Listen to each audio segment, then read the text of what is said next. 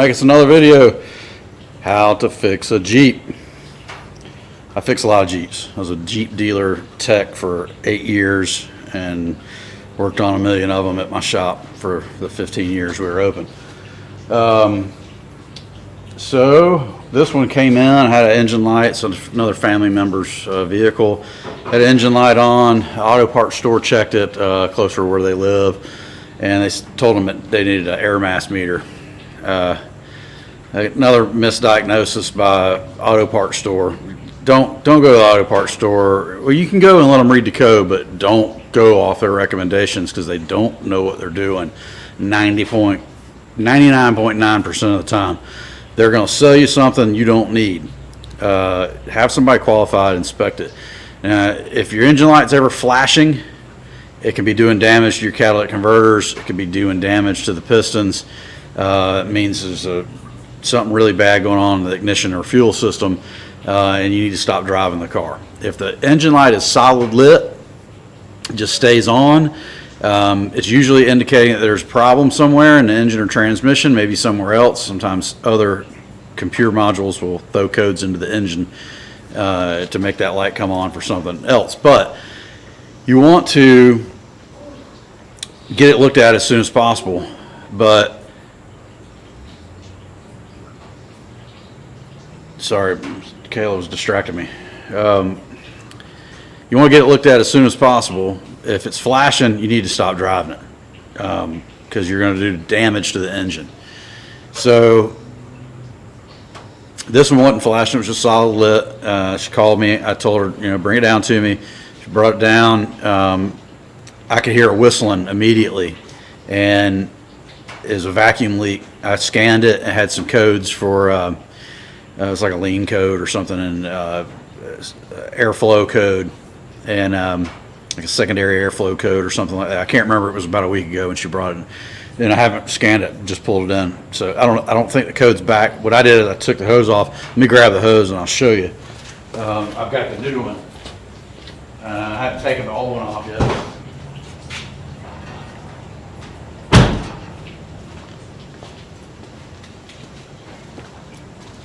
This air hose, it runs from the air intake right on the intake, plugs up there and goes down the side of the valve cover and plugs in behind the valve cover on the passenger side in the back. It's very hard to see it.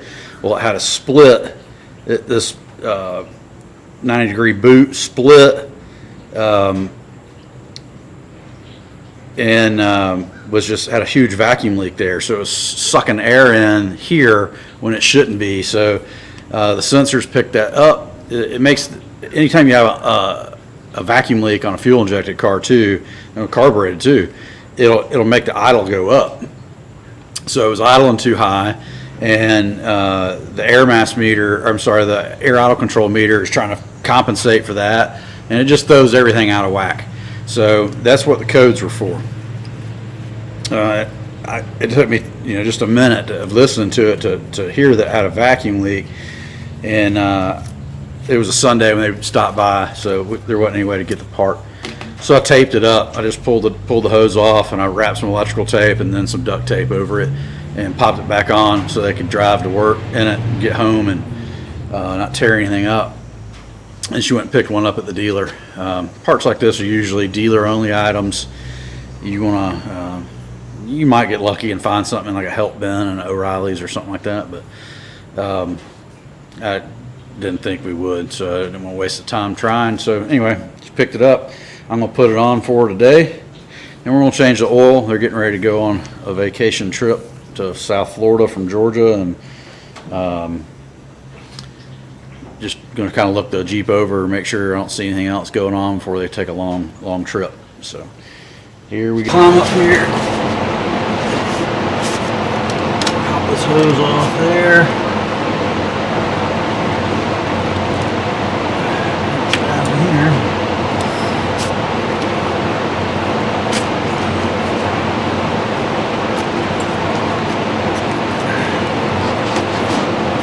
There, you can see my tape job where I taped it up to Limpum Bob. You can see where it's split. See there? It's split all the way up through here. So that one's garbage.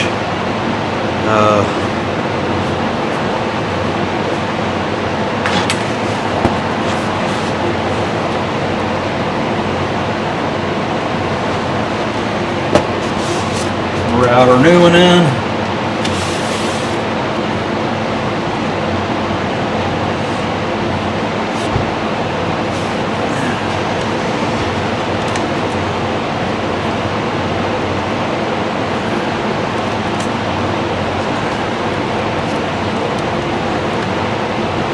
This is a much easier job when the motor's not scalding hot.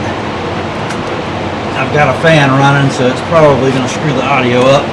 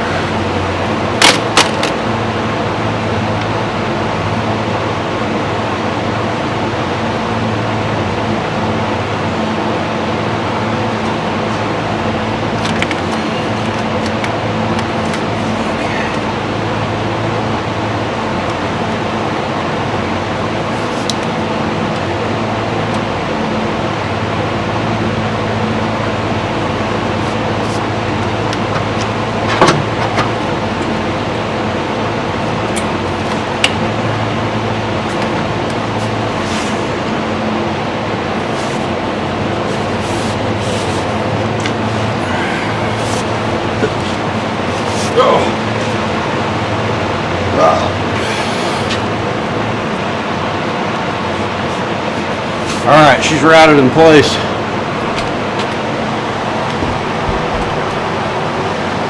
She's good to go.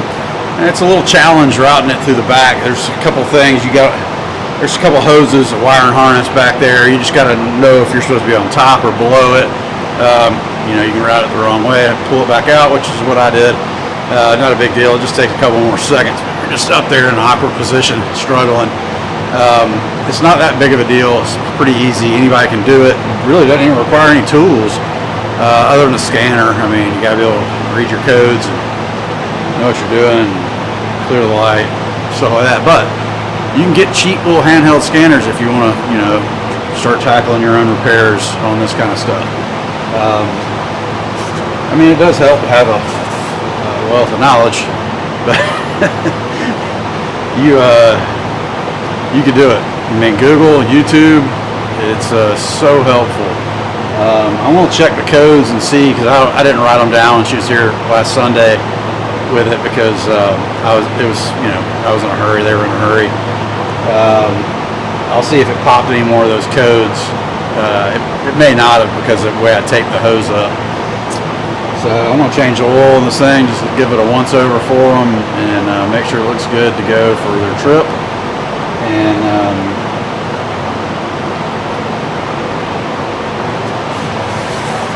I'll flip it back on, and maybe if I can figure out what the codes were. I don't know if I've saved it in the scanner or not. I don't think so. But we'll go on a test drive after the oil change. I'm sure y'all know how to change the oil. I guess I can show you how to do that in this video. We'll change the oil too. Hey, how about that? So these things, the filter is right here on these. It's a top paper element filter. It's not like an old school motor. Let's flip this over. So the oil filter on these Pentastar motors is right here. Yeah, right there. That's the oil filter cap. I think it's 19 or 21. I can't remember. But we'll find out here in a second. And screw that off, and the filter comes right out the top. Then you got the drain plug on the bottom. Fairly simple deal. And you fill it here. It takes 530. Tells you on the cap. I prefer full synthetic. I believe that's what they bought. We'll find out here in a minute. All right, the filter they bought is Wicks. There's the filter. It's what they look like. They come with an O-ring for the lid. Sometimes you need them, sometimes you don't. A lot of times it's better not to change the O-ring if it's in good shape. Never mind my tools banging around there. It is, I was way wrong on my size. It's my dial caliper eyeballs weren't working properly. It's a 15/16 is what I got on here. You gotta be careful with these caps. Don't strip them. Make sure you got the socket on there good and straight. This stuff's made of plastic, so it's not, this isn't no big block Chevrolet or anything like that. You got to be careful.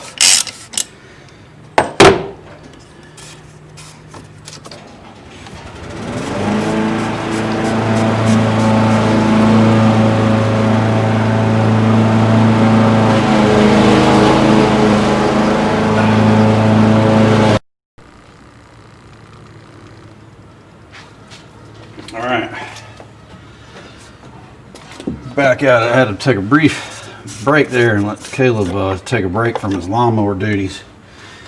He was mowing right on the other side of this metal wall from me, and I'm sure y'all could hear that. It was pretty loud. So I just like to get me a couple rags ready, because it's going to get messy. There's no good way to do it really other than just pull her up out of there. I mean, you can let it drip for a minute, hang it over the hole, let it drip down in there. And just grab your rag and pull it out. And you can, yeah, I'm gonna move over here. Let's get off in front of this Jeep.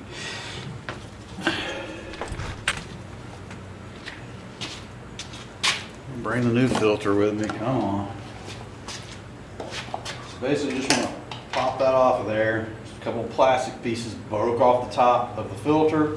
Get rid of that. Make sure there's no broken plastic pieces inside your cap. Looks good.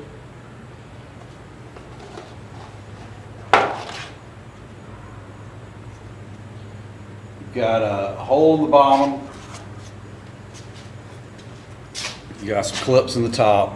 It just snaps into the cap, like so. Get some oil off my hands here.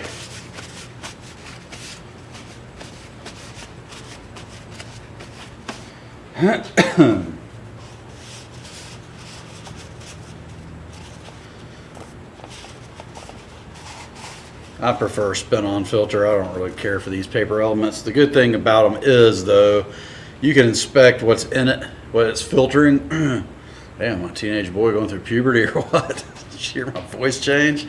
It is, I guess that's the good thing about it. You can inspect the inside of the filters. Like spin-on filter, like, you know, in race car stuff, we have to cut them open and inspect them, see if there's metal in them or anything like that, see if we're getting any bearing damage, like in drag motors and stuff like that. But so that would have been kind of cool, I guess, to have something like that on one of those setups.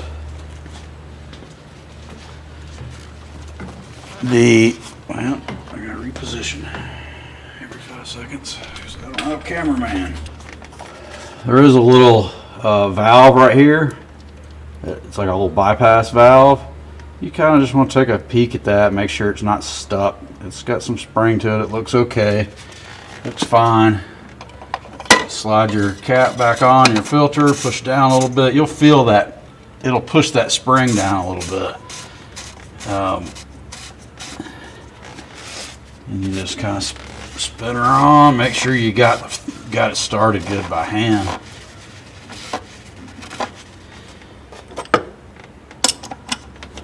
Just finish her off with a ratchet. You don't want to get crazy tight. You don't want to crack anything. You just want to get it snug down on the O-ring. And that's it. We'll drain the oil out of it. Raise it up, drain the oil, and refill her.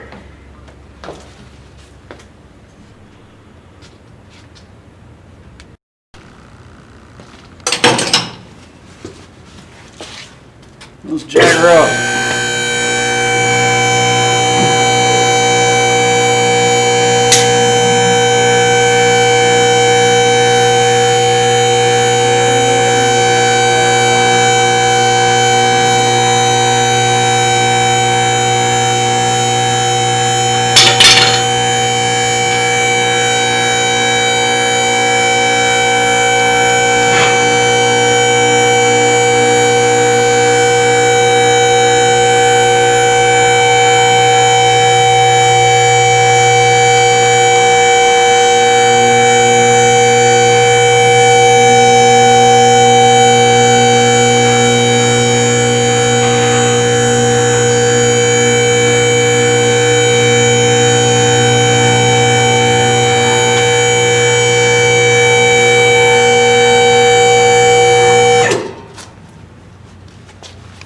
Yeah, I'm definitely have to get a new drain plug. This thing's destroyed.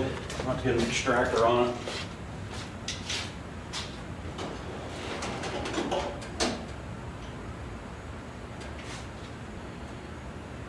I've got these Blue Point sockets. I don't know if you can see that or not. They'll grab stripped out heads, hex heads. They work pretty good. Just got to get the right size on there where it bites real good. It's a 14. I think I need a 13.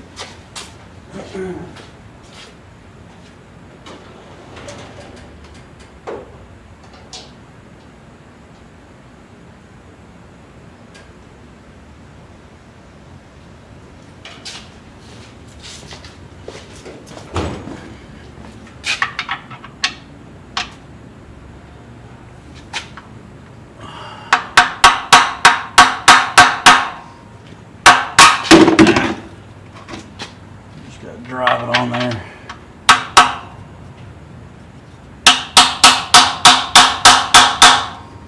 I have to get an actual hammer, David.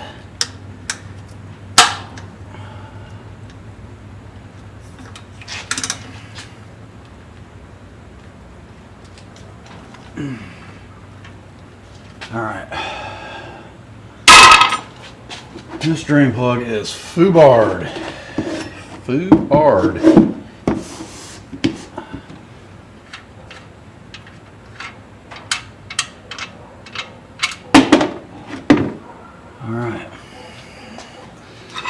I like to just kind of take a flashlight and shine it in my oil, make sure there's nothing crazy looking in there. It's dirty. There's no doubt about that.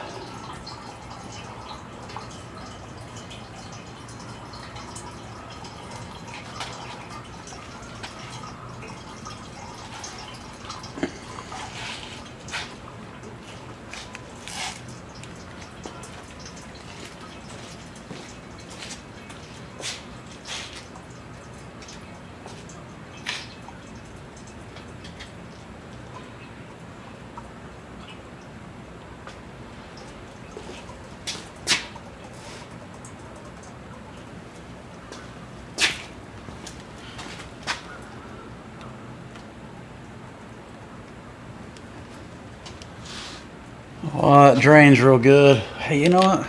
I may have a drain fluid for it. Forgot.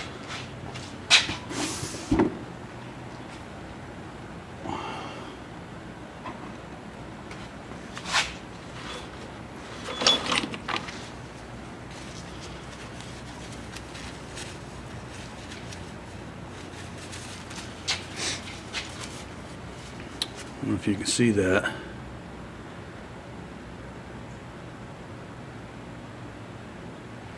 It's stripped out.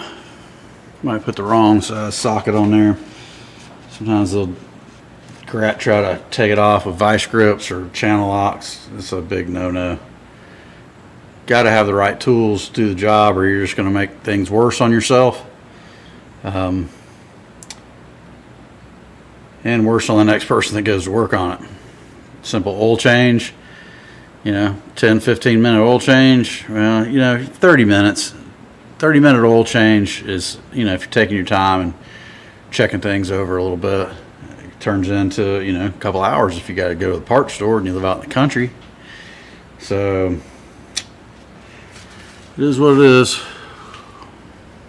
All right, guys, I got lucky because I had an assortment of drain plugs and an old box from my old shop, and I had one that's going to work.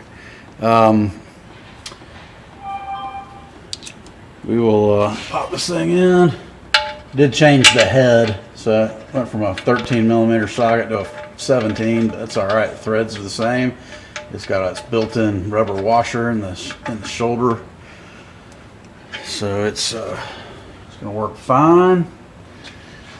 And change the socket.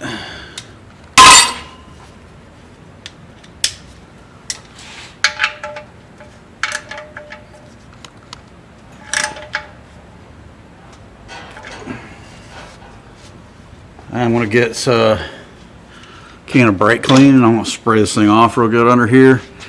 I'm going to pull the camera back and I'll film it, but we don't want to get this stuff on this camera, that's for sure.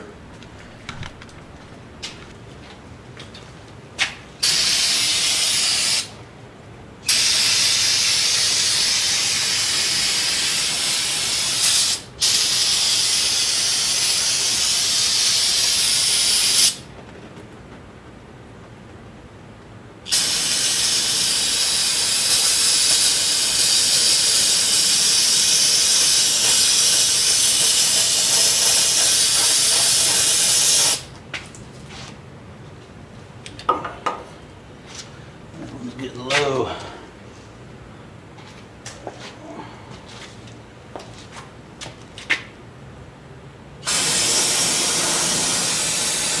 Brake parts cleaner, mechanic's best friend. Catch my bucket.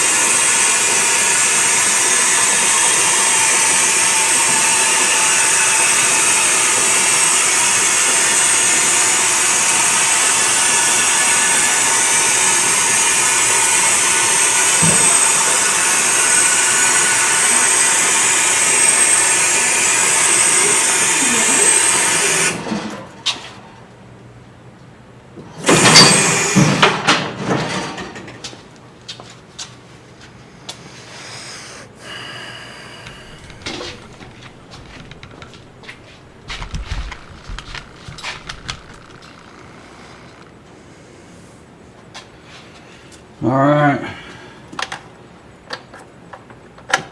Pop the oil filler cap off. Grab us a funnel.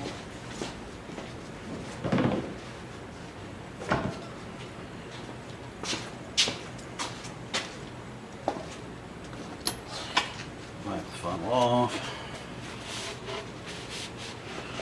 You want to make sure you got a clean funnel. You don't want to be funneling anything nasty down into your motor.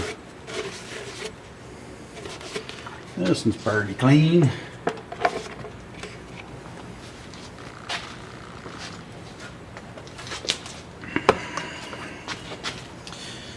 Customer provided it, family owner, customer, whatever you want to say.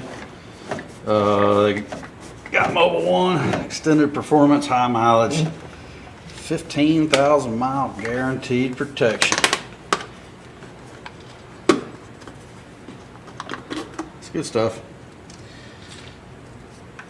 That's what I run in mine.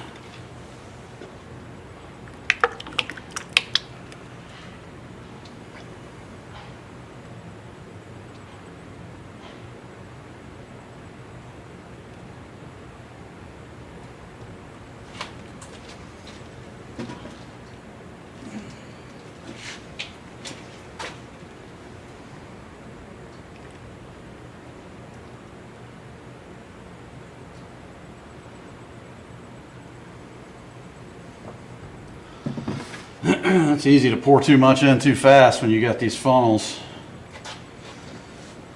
You got a big funnel and let's see, can you see? Yeah, I can see. I don't know if it's in focus, but you got a big jug and a big funnel. You can get pouring, and the next thing you know, it's overflowing the funnel and into the floor. You gotta be careful.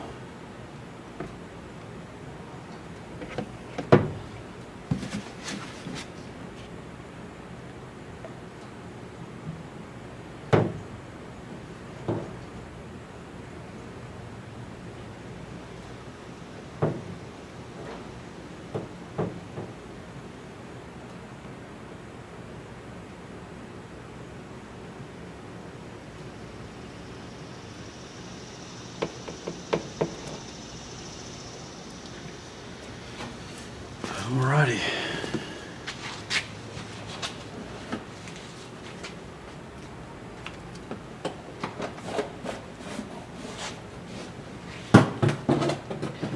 He only brought me a 5/4, so I'm gonna double check the level, make sure that's what it takes. I'm not sure on these. I can't remember. I can't keep them all straight.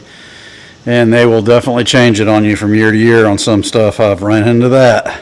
So make sure you check, make sure you know how much it's supposed to hold. I'm fortunate enough to have all data program where I can look up all manual specs. It gives you pretty much every make, model under the sun. So I can look up just about anything, labor times, repair procedures, specs, all that stuff. It's a good system to have. It's not cheap. But I don't know if I could ever go without it now that I had my shop for all those years, and it's just a good deal to have. So, okay, I looked it up. This is a 2012. This one takes 530. I also looked up a 13 just to see if there was a difference, because they will change things from year to year. It takes 6 quarts, and so does a 13, but the 13 takes a 520. This takes a 530.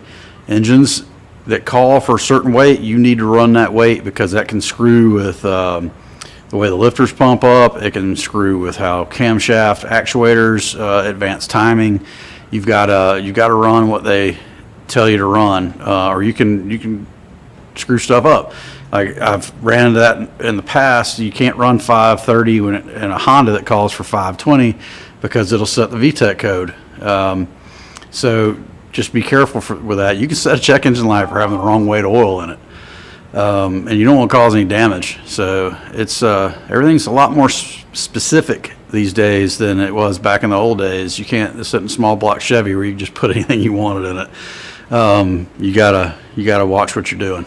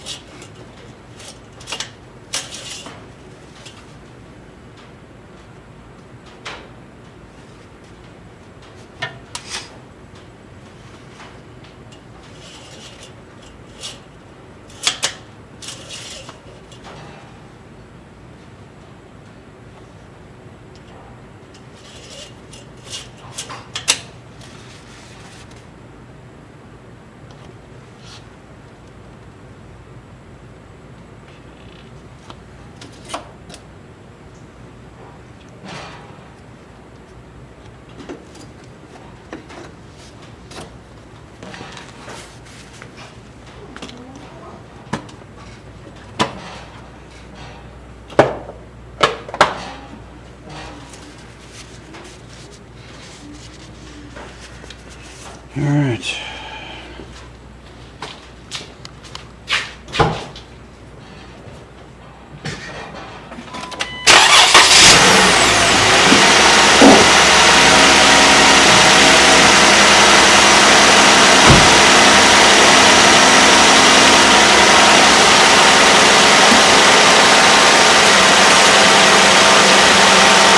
Gonna check the transmission fluid and make sure it's okay. There's no leaks down there.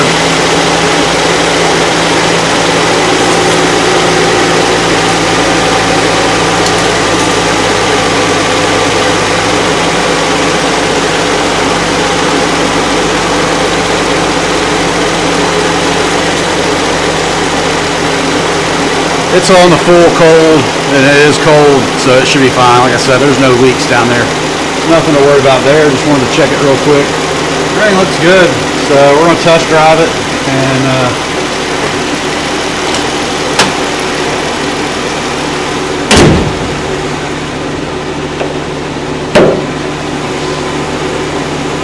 I guess we'll confirm that there's no codes in it for that vacuum leak. Okay, so I did jump in just to auto scanned everything. As you can see, there's no fault codes in anything, so it never even picked up another fault after I taped it. But it was some sort of a unmetered error code. I just can't remember the numbers of the the description did not say air mass meter, and that's what they tried to sell her. I don't even think this thing has an air mass meter. I have to double check. I think there's a air intake temp sensor, but I don't think there's an air mass meter on this motor. So, you know, don't go by what the auto parts guy tells you. Get us somebody qualified, knows how to read a scanner and read codes, and has a way to decipher what those codes are. If you don't,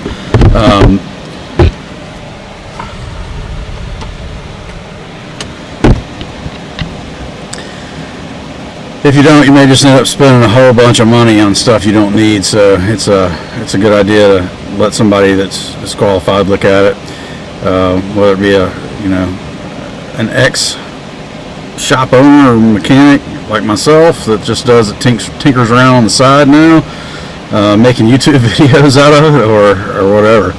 So if you got anything out of it and you like this, please hit the like button, hit subscribe, hit the bell for notifications for more videos that will be coming. We're going to go on a test drive, but I don't think we're going to find anything. We'll keep an eye on the little oil leak, which is very minimal. It was very small. This thing has 142,000 miles on it. You're going to get a little oil leak here and there. We'll keep an eye on it. If it gets worse, we'll figure out exactly where it's coming from. And I may lift this thing back up before they take it. So I did spray it off with brake clean just to see if it's getting wet again. They do have a long drive, and don't want any seals to blow out. But I don't think it's bad enough for that. I think it's they were according to my oil change sticker, 7,000 miles over on their oil change, but it should have had full synthetic in it, so it probably had plenty of protection. Anyway, we're done with this one. We'll wrap it up.